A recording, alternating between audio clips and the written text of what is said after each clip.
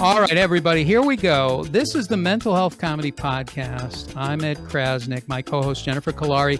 Coming along very shortly, this is the show where we talk about, I don't know what we talk about. We talk about mental health, mental fitness, mental well-being, because it is a practice. It's something a lot of people talk about. It's something that very rarely people do. And so we're trying to do it. And Jennifer teaches it, and I'm a mess. I'm not well. And that's how it works. And you do the hokey pokey and you turn your life around. Okay. Now on today's show, we have two just amazing people, great friends. And they won't say that about me, but I'll say it about them. But we're lucky. We're lucky to have them. Oldest and dearest friend, a guy who is on Bob's Burgers, a guy who co-hosts the show, the podcast, Thought Spiral, with his partner, and the two people who host that show, which is very funny, Andy Kindler and Elvis Weinstein, and they will be on joining us very shortly. Everything is coming up. Nothing is happening now. I want to tell you that today's show is being sponsored by BetterHelp for Animals. There are so many animals that need mental health support and education now. And why should they have to schlep into an office? With BetterHelp for Animals, whether you're a dog with an owner who dresses you up like a member of the Green Bay Packers, or a parrot who is tired of taking on misplaced anger, you'll have a trained therapist for support and skills. It's about getting back to nature and dealing with the crazy nurture of the humans in your life. It's okay for an alligator to snap. But that alligator is now stressed and worried because there's a silo-sized Coke bottle floating in his river. So that alligator will now be treated to the finest CBT skills to get back to nature and learn nurture again. An owl shouldn't have to ask who when it comes to their own identity. BetterHelp for Animals. Therapy in your own habitat. We like to welcome our listeners, no matter what emotional state they're in. Here are emotional shout-outs. If you've spent $8,500 in subscriptions to an online service to help you manage your online services, welcome. If your digital footprint is bigger than the state of Alabama, welcome. If you have a social insecurity card, welcome. If quality time for you is staring into a closet for 4 hours, welcome. If you end up watching The Proposal because you can't navigate Peacock, welcome. And if you're beating yourself up even now, there's always a place for you right here on the Mental Health Comedy Podcast. And now it's time to present the sister of serotonin, the Magellan of the medulla oblongata, and the Raja of resilience, Jennifer Kolari. Those are all new. Wow. They're all new this week. Wow. I want to welcome you. Now, I know you've been in Costa Rica. I know that you're in the mob, and this Sicilian thing must all end. But you've been in Costa Rica. Now you're back. I'm back, yeah. Do you have a different perspective on life now that you've spent nearly a month in Costa Rica? I'm very happy to be away from the scorpions. Let's just put it that way. And how many did you get bit by? This is not a joke. Twice. Twice stung by a scorpion. Yes. Fantastic. Yes. Fantastic. So we had a great time, except for the scorpions. It was great. Now, was that poison? And I know they're not poisonous there, but let's pretend for this joke that they are.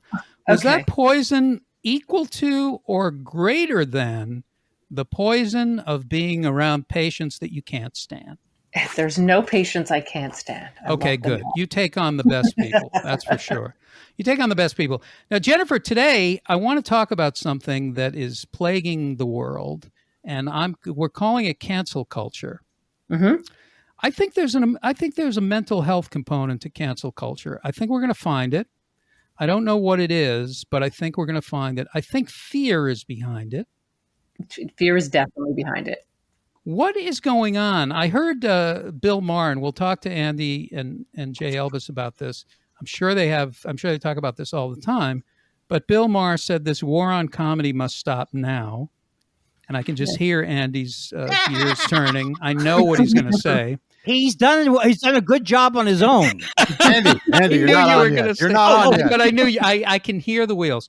What Are you sure I'm not on yet, You're not on yet. How do you know? Bring I them can on. get to the microphone. Are you sure? Oh my God! Okay, this is how it goes. No, it's good. It's good. Jennifer, do you have anything to say about this? Because then we'll bring the boys in. First of all, I think cancel culture definitely comes from fear. And when conversations stop happening and people can't talk, they have to conflict and argue with each other instead of have meaningful conversations where you can find the synthesis, we're in big trouble. And I'll tell you, I have a lot of young people on my caseload who are literally terrified of being canceled themselves, just with friends, never mind on a grand scale. And that really feeds and fuels social anxiety, which is through the roof right now, by the way. So it's a hot topic. When did we stop being able to talk about things? When did humor stop? It's been getting worse over the years. I feel like it got much worse during COVID as people were kind of shut in their homes and listening. And we're all in an echo chamber, just with algorithms, listening to what we know and what we think. And we're just not exposed to other ideas and other arguments. And it's actually painful and uncomfortable to be exposed to other arguments, but it's a tolerance, it's a resilience that we all need in order to function together as a society. We can't make fun of anything anymore. No, we're not allowed to make fun. You can't make fun of anything anymore. He says you can't make fun of anything anymore. All right, we got to bring you guys in. All right, you know them, you love them, you can't live without them. From Thought Spiral, Andy Kindler and J. Elvis Weinstein. Okay, so guys, thanks for saying shortly. They're coming up shortly. Yeah, you don't think I heard that? I heard it. I wasn't anything personal. It was professional. Oh, good. So, okay, guys, cancel culture. What do we do about this? Do you want to handle it, Jill? Yeah, you handle it because I could get very upset. Yeah. Well, we as older white guys, we don't do anything about it. We just start him. And that's right? We should just stand back. Yeah, right. We're off the playing field now. We don't have the right anymore. That's right. Okay, but where do we go humor? Like, why? How can we not? Like, what are we going to talk about?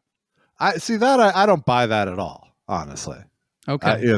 I think obviously it's more of a minefield than it's ever been, but I also feel that that's part of a comedian's job is to know the playing field, Yeah, but do you find that, I mean, if you're Andy, if you're in a comedy club and you say a word that people have a hot button issue about. Like what? Like what? Ed? Jews. Yeah, when you say Jews, what happens?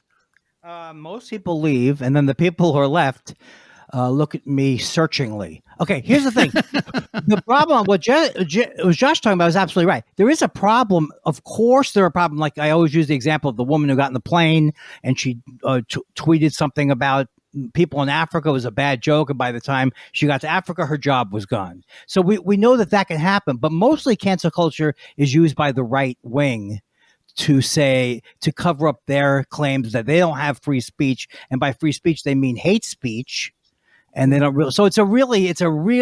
I don't find that I've ever had problems in a club or what you're talking about. Although I know that exists.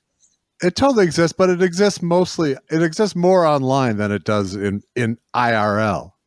I think. Right. I think people aren't doing well. Like people are not happy and they're angry and they're stressed. They're also looking for struggle. Do you know what I mean? Like I feel like people are really stressed, so they're just agitated and more irritated than normal. Nothing's normal right now.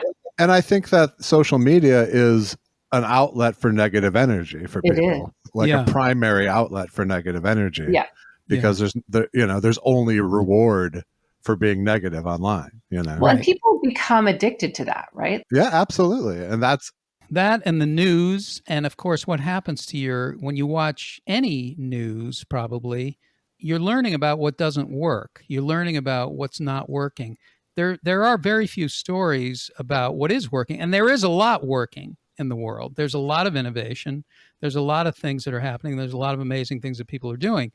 But you're hearing this, the way news is done is that there are commentators, there are no reporters anymore. There are no journalists investigating a story.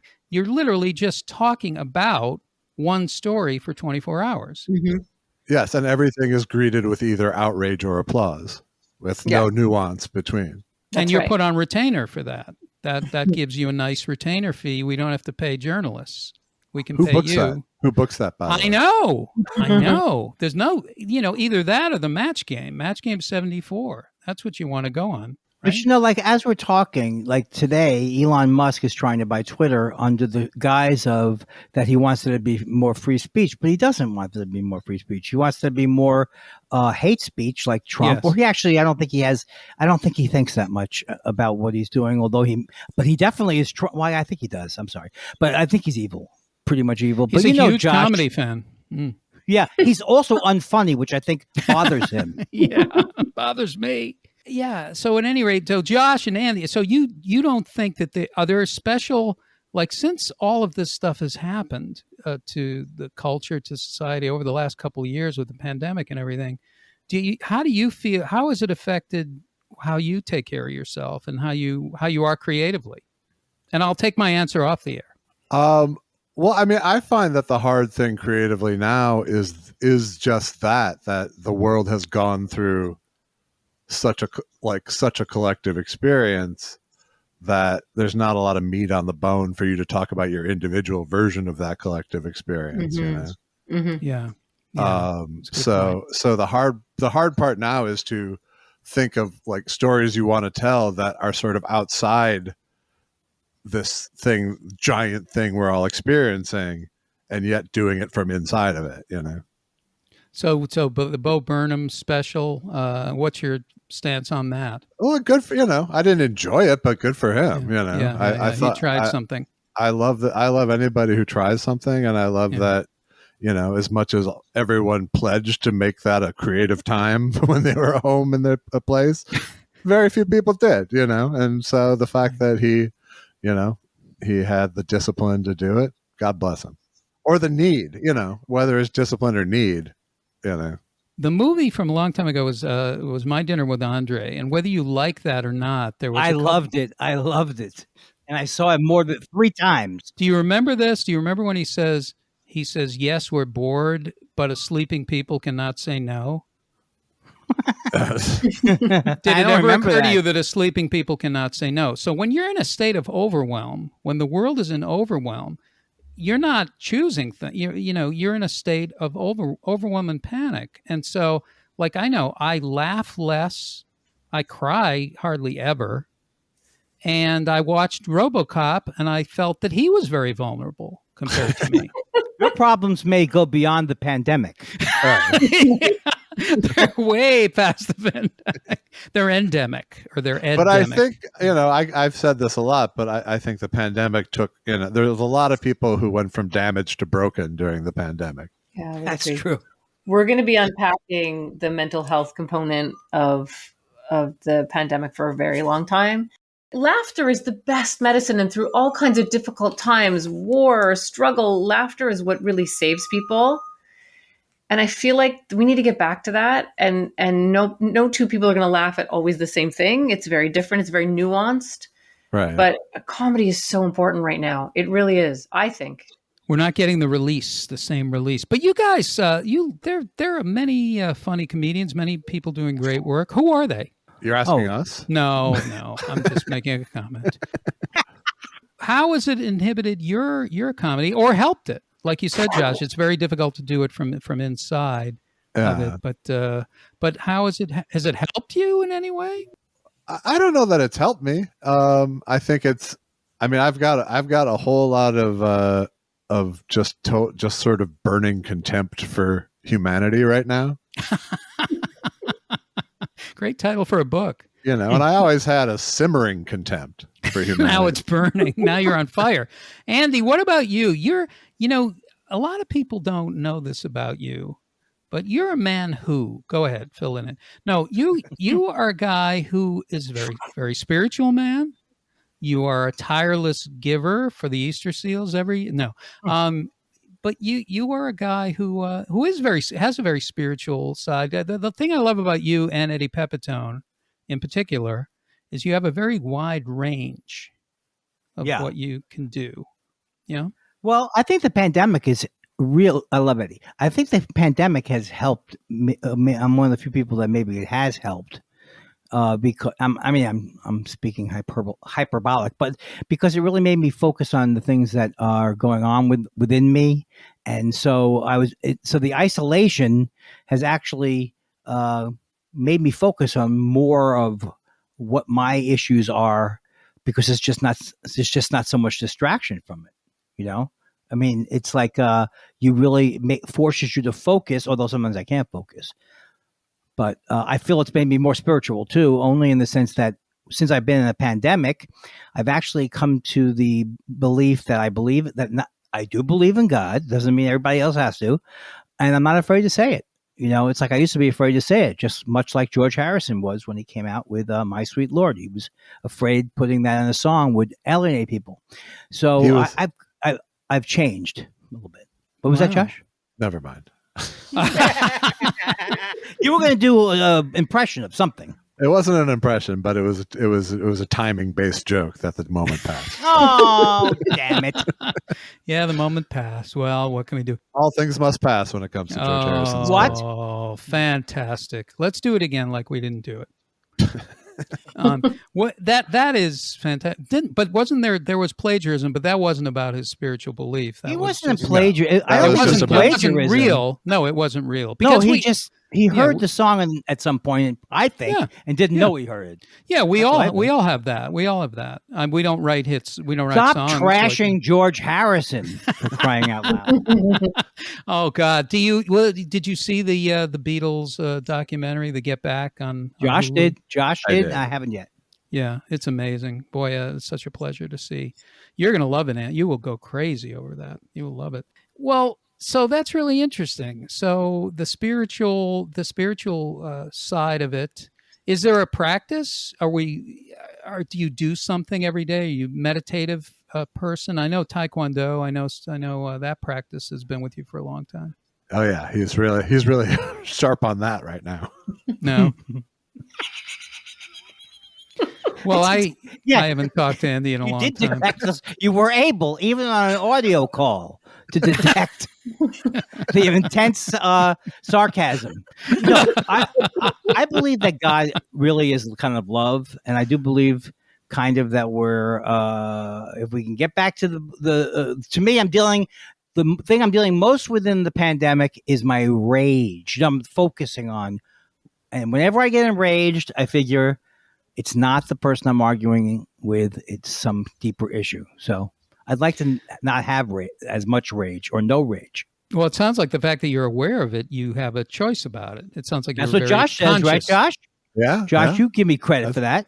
yeah. Oh, I do. God. Josh does not have a choice. That's No, the problem No, with Josh. there's He no does governor. not have There's a no choice. governor of my rage. Jennifer, I go to you. Yeah. Jennifer is an expert Oh. on this kind of stuff. On rage. Not on rage in particular, but on just dealing with feelings and having a two-way conversation. That's Of what we talk course, about a of lot course. on the show. Well, and you know what? A lot of people are very angry right now. Rage is something that a lot of people feel, and as people polarize and get further and further from the middle, and this just doesn't. This happens in families. I mean, it's really an issue. And rage is, all emotions are information. And the part of your brain that can rationalize and figure it out is the frontal lobe. The midbrain is the part that just kind of freaks out and thinks you're in danger. So watching something on Fox News or something that an uncle says at a dinner can make you so enraged. And what happens is the brain doesn't know that it doesn't know that it's not an actual danger. Like it thinks you get that upset that something's going to eat you. Like you're actually in a life or death situation. And the more you kind of stay angry and you kind of get stuck in that, the more the brain thinks, well, you live in a very dangerous reality. And it keeps all the cortisol and adrenaline flowing. So the system never gets to cool.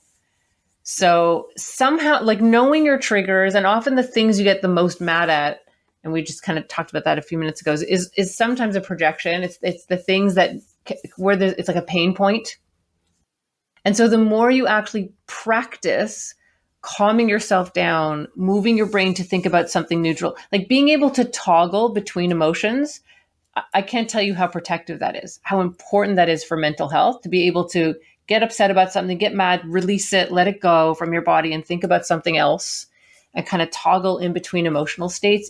You're an emotional athlete if you can do that, and it's very protective. That's mental fitness. What do Are people you listening, do? Mr. Midbrain? What do people do? What? Listen. What does he mean by that? What do they mean? What the hell what is are they he talking about? What's he getting at? Jennifer, what do people do? What do people do? If people are listening to this, like, Mhm. how do you do something very simple in the moment that allows you to shift and make that ability to toggle or strengthen that muscle so that you can do that? Yeah, the easiest thing is to breathe. Just breathe and literally either out loud or in your head tell your brain there's no immediate danger. You read something or saw something and heard something very upsetting. There's no immediate danger. You have to tell your brain that, or it thinks it's life or death.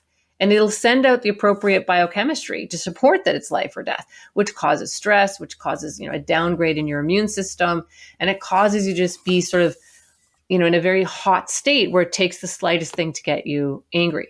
So breathing and telling your brain What kind of nonsense is this?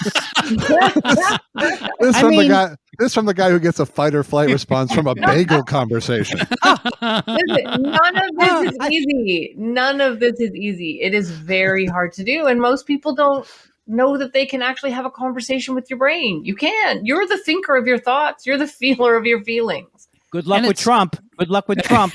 Okay, It's such a relief, but isn't it a relief?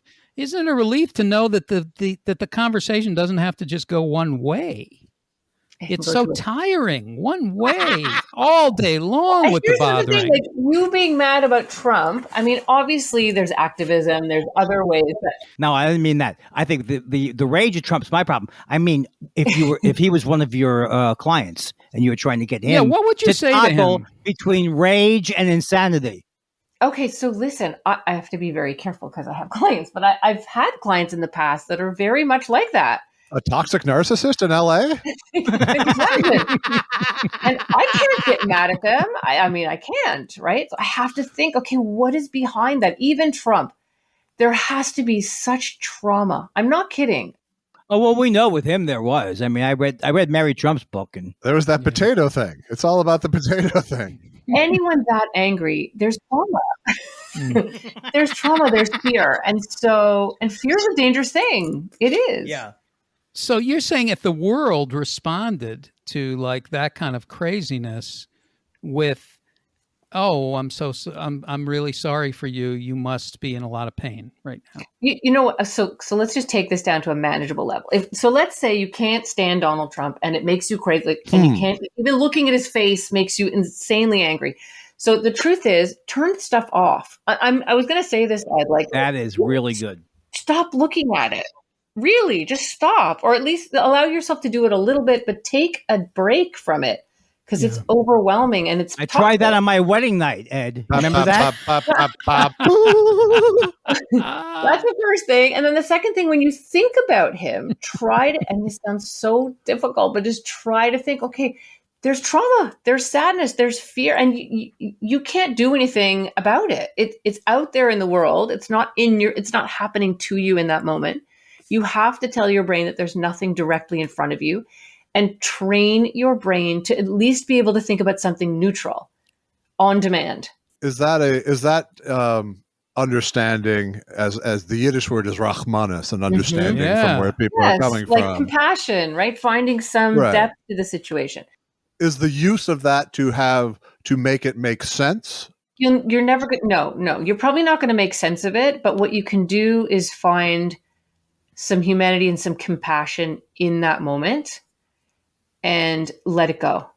Because there's nothing you're going to do about that right now. Go and be nicer to the people in your home. Go and do nice things for people. Go and think about things that are more pleasant. Give your brain a break and stop feeding it.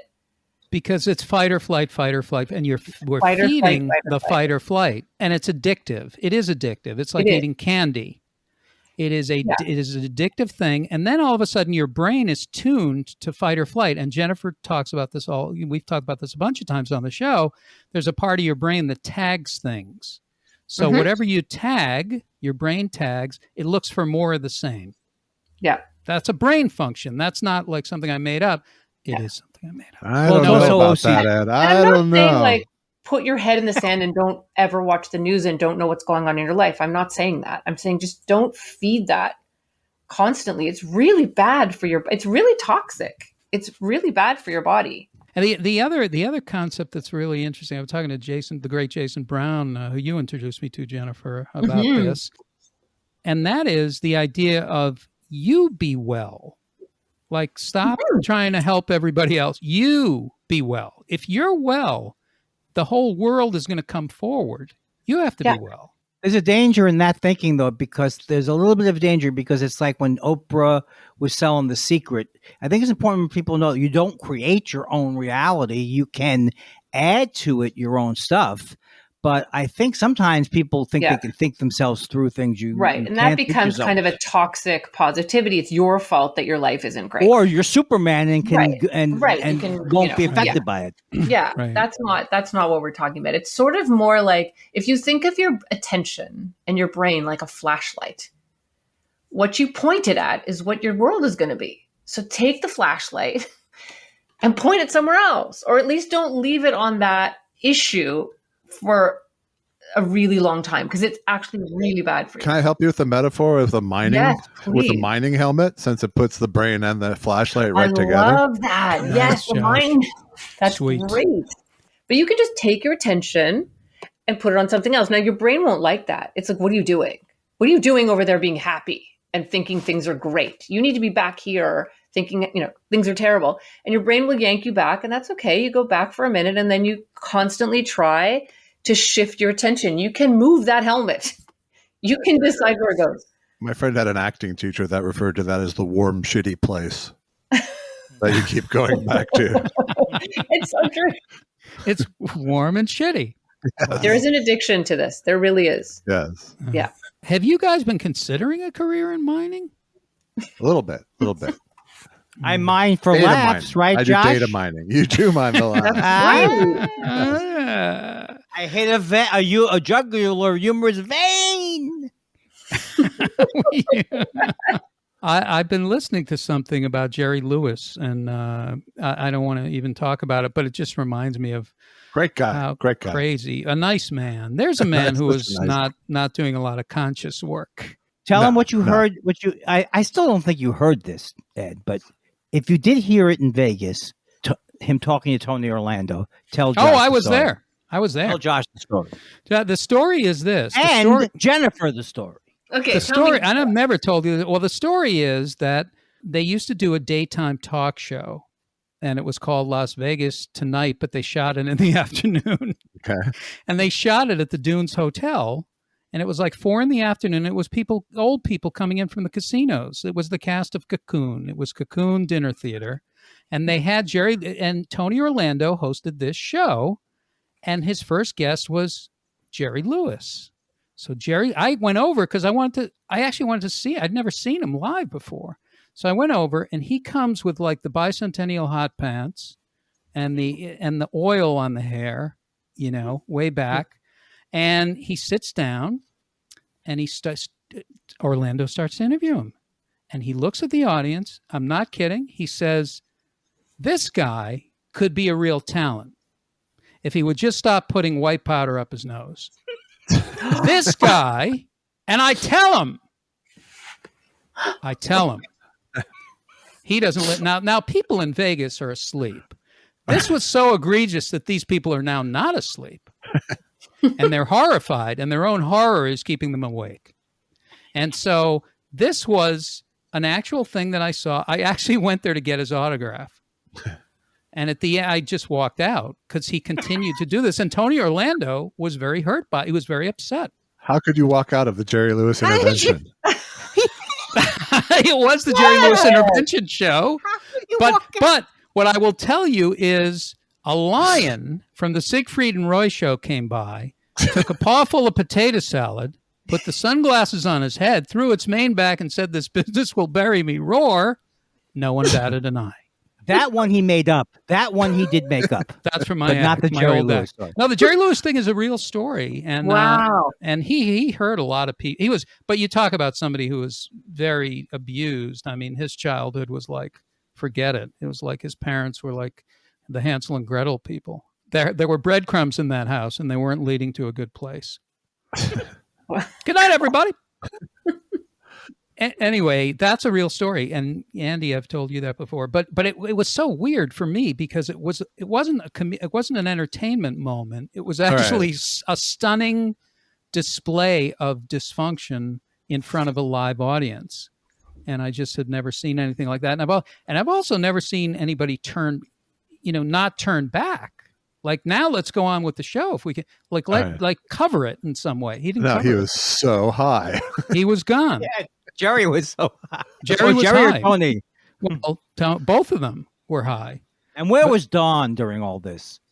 They were backstage, also high. High. It was the sunset of dawn.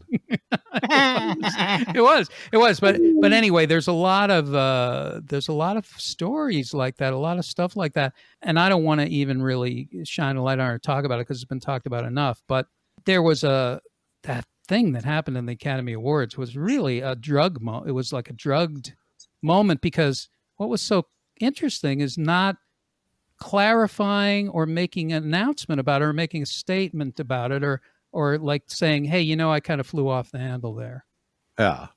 That's drug behavior. That's like somebody who's on drugs. Hey, you think Will Smith what part was? of happy wife, Or happy trauma. life don't you understand, Ed? Yeah, that's true. Maybe I didn't pay enough attention.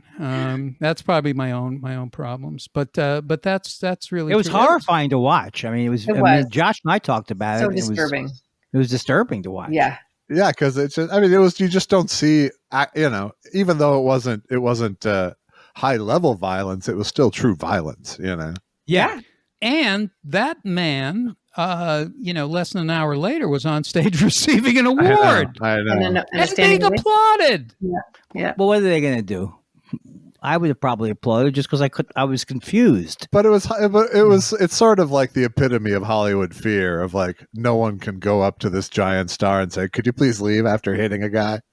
That's Right. They That would be had Precedent to for it. gently suggest it to his publicist, Yeah. who was terrified of him too, Well, it's interesting because on a human level, when something happens that's so out of the ordinary like that, like you can sit here and think, oh, I'd do this or I'd say this. But honestly, when it happens, you go into like a state of disassociation. Like, is this really happening? Like, Oh, for sure. Is this actually happening? And then nobody can move. And that's No, as a viewer at home, I felt that, but but nonetheless, they still had time to Of course. do the right thing between when he came up for his speech and when it Of happened. course. And did too little too late, I think. Yeah. He But it tried was- to turn yeah. his speech into saying something about it. That's not how I thought it was, but I think he realized, ooh, this is not. This the He is way thought to he go. was turning his slap into slap aid, but he was wrong. Yeah. Putting a slap aid on. No connection with the character of Richard Williams, that he could have said something funny and then said something, that was, in a connected way. The creepiest thing about the whole thing was just how long a walk it was before and after Yeah. to get to him. Yeah, there were so many things that could have been handled differently and done differently, but we just seem to have a lot of things in life right now that are like, is this really happening? Like, what is going on? And I feel like as a therapist helping kids and families, like, honestly, people are not doing well. They're really not. They're struggling, really struggling. It feels like, something like that, and like almost everything that's happening right now gets processed at exactly the same emotional pitch, at the same level. So the Will Smith slap is the same as the Ukrainian war, is the same as who got cast as Superman, is the same, Yeah. And to try and explain this to kids, because a lot of my clients are kids, like, it's getting harder and harder. It really is. Yeah, there's just no sense of perspective to be had anywhere. Yeah. But Josh brought up a good point. I think you remember this, Josh, when we were talking about how people online, everybody feels the need. They have to make a statement. Yeah. Remember you saying that to me? Yeah, it's like everybody. It's just this. Like, it's okay not to have an opinion about this bizarre thing that happened on the Academy Awards. Like, you don't have to have an official take. It's a narcissistic thing to think the world needs to know your official position on every single thing that happened. Absolutely. And everyone's doing that. So it becomes this just sea of overwhelm. You know what I tweeted about it? What has your show, not to change subject, but what has your show brought to your friendship, the thought spiral, doing a show and talking at least for an hour or two a week, at least. I'm sure there's other time that you spend on it. What has that done for your friendship? I mean, it's pretty much defined our friendship now. Andy and I were warm friends before the podcast, but we talked 3 times a year, Right. So, yeah, I mean, it's really made us. I think for me, I feel like it's more. I feel like Josh is my closest friend, and then Josh might say, "But one of the guys died." But the thing is, no. But I mean, I really feel like because we went through like arguments on the air, and then people will sometimes email, "Don't fight on the air," and so it's been an amazing but I've learned so much about myself through this and I've podcast. learned so much about Andy. So wow! it's worked. That's what's so great. It's so great that you can be so vulnerable. That's what's so great about the show is that it's very real and you're being yourself and things come up and you deal with emotion. And there just aren't a lot of shows that deal with emotion and then move through it. I can't think of any, really. Yeah, it's truly, it's very genuine. That I'll give us. Yeah. Yeah, there's very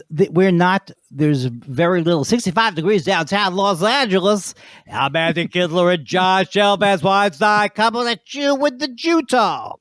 One of my favorite shows is what you just did. That's Jewish Drive Time. That's right. Jew time. Have you guys really gotten angry and then had trouble coming down during an episode? A couple, yeah. A couple times. It's really been true. So you feel angry and then you continue, you go on. Yeah, we've never like ended a show enraged with each other, I don't think. We've gotten through it most of the time, but we'll usually end up having to do a postmortem the next week, And we stopped doing the show for a couple of weeks this summer because we were both getting to a spot where we were frustrated and all that kind of stuff. Yeah, we hit the wall with each other, yeah. And taking time off was incredibly great. And then going back to it was incredibly But great. we do a show every single week for 5 years. We literally don't. That was the first time we've taken more than a week off at once but ever. Growth happens there, right? When you conflict and you come back together, change does not happen when you're comfy. It really doesn't. I agree with that. Yeah. Well, I don't know where to go with this. Too much. But it's like it's like a marriage at this point in the sense that the goal is to stay together as friends. So when you have a fight, the stakes aren't will our friendship end. The stakes are how are we going to get through this? Yeah. How do you grow and how do you recover? I love that. That's a real friendship. I mean, also, I've been in therapy for about 5 years, twice a week. And I'm learning a lot from that. And I'm also learning from that how much when I get enraged, it's almost always about myself, about my father, maybe. Not my father, my father is a joke on the show. I'm like Andy's behavior test kitchen. Yeah. Andy, I think it's really interesting. I think especially the thing about, rage and that reaction is about you, is coming from you. And that I give you a lot of credit that you are exploring it and that you go back to it, you go back to yourself, because almost all reactions are like that. I don't have any reaction because I don't have any emotion. You're dead inside. Correct. Andy at my wedding, my favorite joke of all time, he said, Ed Krasnick is a man who is so out of touch with his feelings that the show 6 Feet Under is shooting a special in his stomach.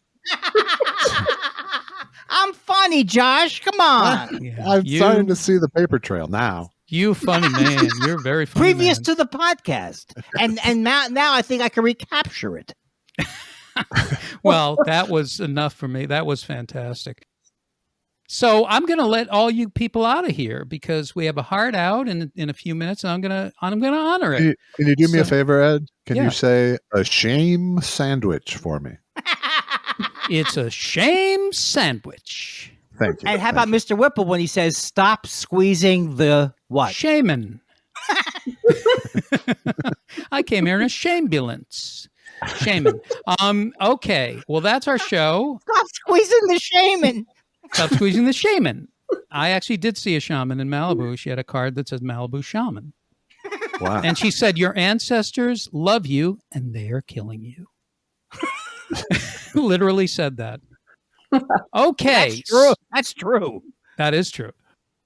I can't thank you guys enough. I didn't have not nearly enough time. Thanks, Jennifer. And thanks, Andy. You're And welcome. thanks, Have us Josh. back. Have us back. What are you Would love busy? that. I would love that. Yes, Oh, we'd love to. I'm sorry. Yes, we'd love to. Sure. I would like to, but Josh is going to be dying in August. Listen to Thought Spiral wherever you get your podcasts, and listen to Andy and Josh, and look for Jennifer on connectedparenting.com, an amazing place where you can learn all about resilient skills. You can learn about all kinds of tools and techniques and skills that you can use to change your life, to make your life easier, to not be in shame 24 hours a day. You can learn. So connectedparenting.com, wonderful books and media, and find us wherever you get your podcasts. Listen, I love these people. Keep coming back. It works if you work it. I'm Ed Krasnick. See you next time.